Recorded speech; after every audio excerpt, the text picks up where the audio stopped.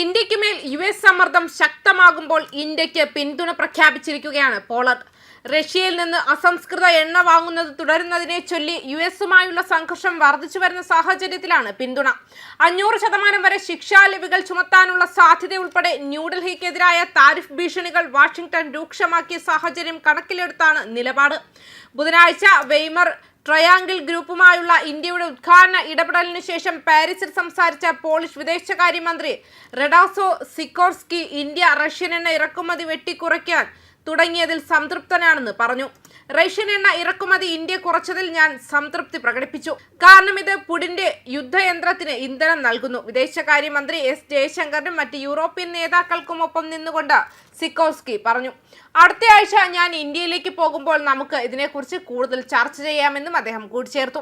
ന്യൂഡൽഹിയും വാഷിംഗ്ടണും തമ്മിലുള്ള ബന്ധം കൂടുതൽ വഷളാകുന്ന പശ്ചാത്തലത്തിലാണ് സിക്കോർസ്കിയുടെ പരാമർശങ്ങൾ വന്നത്.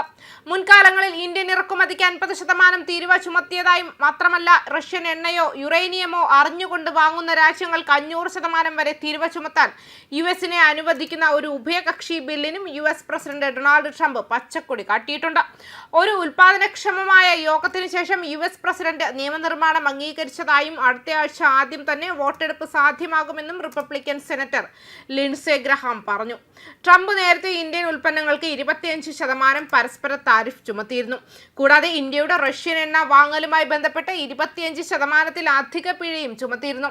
ഇത് ചില ഉൽപ്പന്നങ്ങളുടെ മൊത്തം തീരുവ 50% ഉയർത്തി.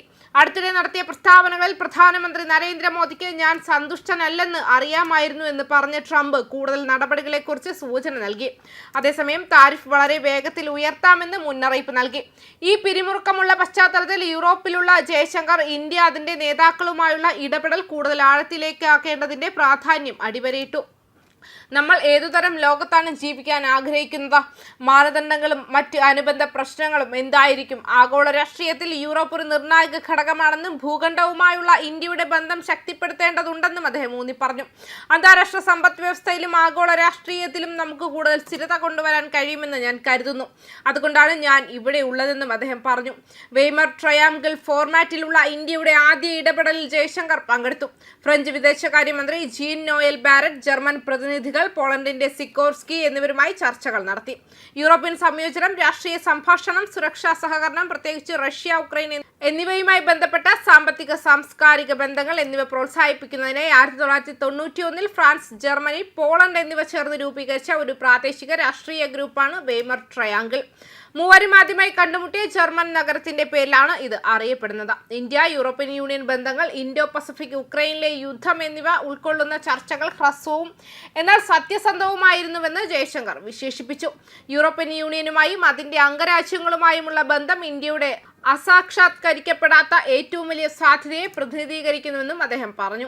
വരുമാഴ്ചകളിൽ German chancellor Friedrich Merz, French president Emmanuel Macron, മുതിർന്ന യൂറോപ്യൻ യൂണിയൻ നേതാക്കൾ എന്നിവരെ ഇന്ത്യ ആതിഥേയത്വം വഹിക്കും. വർദ്ധിച്ചുവരുന്ന അനിശ്ചിതത്വത്തിനും വാഷിംഗ്ടണിൽ നിന്നുള്ള വർദ്ധിച്ചുവരുന്ന സമ്മർദ്ദത്തിനുമിടയിൽ ആഗോള പങ്കാളിത്തം സന്തുലിതമാക്കാനുള്ള ന്യൂഡൽഹിയുടെ ശ്രമത്തെ ഇത് അടിവരയിടുന്നു. എന്നിരുന്നാലും റഷ്യയുടെ ഏറ്റവും വലിയ എണ്ണ വാങ്ങുന്നവരിൽ ഒരാളായി ഇന്ത്യ തുടരുകയാണ്. 2022 ഉക്രൈൻ യുദ്ധം ആരംഭിച്ചതിനു ശേഷം ഏകദേശം 144 ബില്യൺ യൂറോയുടെ ക്രൂഡ് ഇറക്കുമതി ചെയ്തു.